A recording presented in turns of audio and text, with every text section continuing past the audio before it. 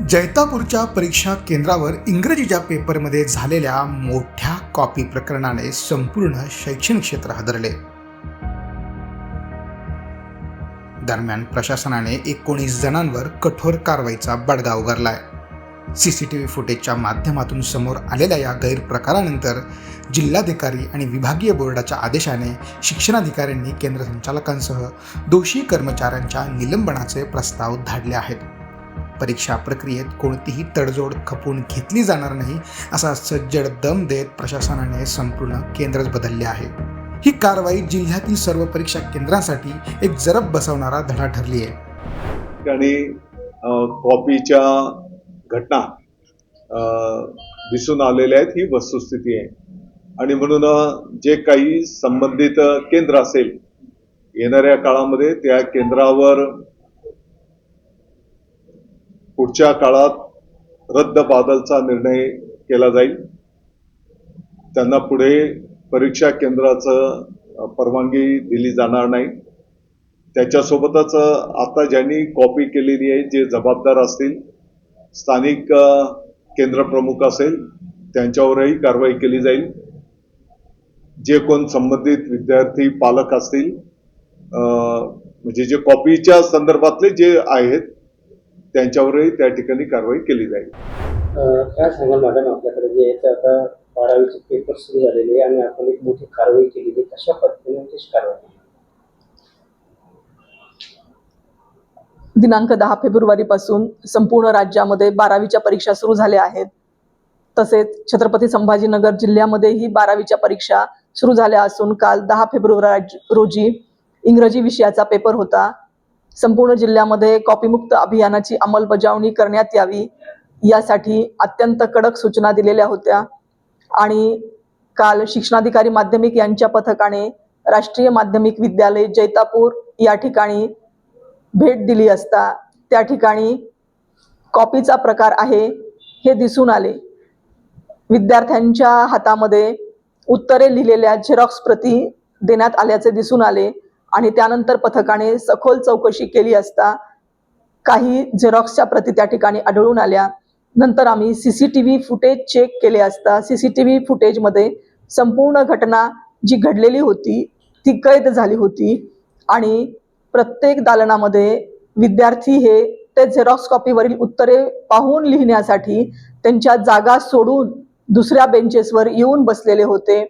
आणि 11 वाजल्यापासून 1 वाजेपर्यंत हा प्रकार त्या ठिकाणी चालू होता। पथकाने 1:30 वाजता भेट दिली असता अनेक विद्यार्थी हे अशा पद्धतीने आणि शिक्षक सुद्धा अनियमितता करत आहेत हे पथकाला दिसून आलं।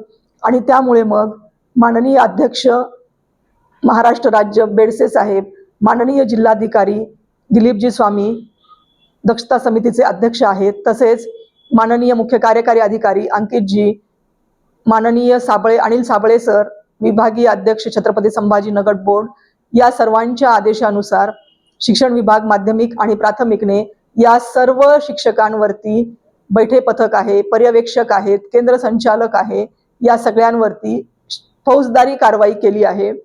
देवगाव रंगारी पोलीस स्टेशन तालुका कन्नड या ठिकाणी या सर्व व्यक्तींवरती FIR दाखल करण्यात आला आहे। ही प्रक्रिया रात्री 2 वाजेपर्यंत सुरू होती। तसेच या सर्व शिक्षकांनी वर्तणुकीचा सुद्धा नियमभंग केला आहे, त्यामुळे या सर्व शिक्षकांनाही निलंबित करण्यासाठीचा प्रस्ताव सादर करण्यात आला आहे। जे जिल्हा परिषदेचे कर्मचारी आहेत त्या शिक्षकांना निलंबित करण्यासाठी माननीय मुख्य कार्यकारी अधिकारी यांच्याकडे संचिका प्रस्तावित केली असून खाजगी शाळांचे जे शिक्षक आहेत त्यांचा नियुक्ती प्राधिकारी हे संस्था असल्यामुळे संस्थेला या सर्व कर्मचाऱ्यांना निलंबित करण्याचे प्रस्ताव सुद्धा आपण पाठवले आहेत। तसेच या केंद्रावरती 327 विद्यार्थी इंग्रजीच्या परीक्षेला उपस्थित होते। या सर्व विद्यार्थ्यांच्या उत्तरपत्रिका आपण वेगळ्याने विभागीय मंडळाला आपण पाठवल्या आहेत की मास कॉपीचा हा प्रकार आहे का हे तपासून त्या विद्यार्थ्यांचा निकाल लावण्याविषयी कार्यवाही करण्यात यावी।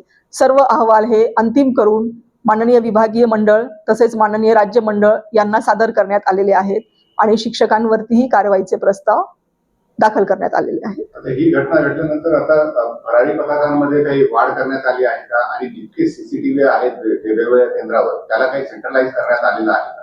हो, शिक्षण विभाग माध्यमिकच्या वतीने आम्ही वॉर रूमची स्थापना केली आहे, जिल्हा नियंत्रण कक्ष स्थापन केला आहे आणि या संपूर्ण केंद्राला आम्ही परीक्षा सुरू होण्यापूर्वीच झूमची लिंक देतो आणि या ठिकाणी जे रनर आहेत, प्रत्येक सेंटरचं रनर आहे ते त्या ठिकाणी जॉईन होतात आणि संपूर्ण केंद्रावरचे सगळे हॉल त्या ठिकाणी आम्ही या ठिकाणी करडी नजर ठेवून बघतो आहोत की कुठे अनावश्यक हालचाल दिसली तर तात्काळ त्या ठिकाणी आम्ही भरारी पथक पाठवतो. आमची जी पर्यवेक्षी यंत्रणा आहे त्यांना पाचारण करतो आणि सगळ्या सेंटरचं, सगळ्या हॉलचं नियंत्रण आम्ही जिल्हा नियंत्रण कक्षामधून करत आहोत.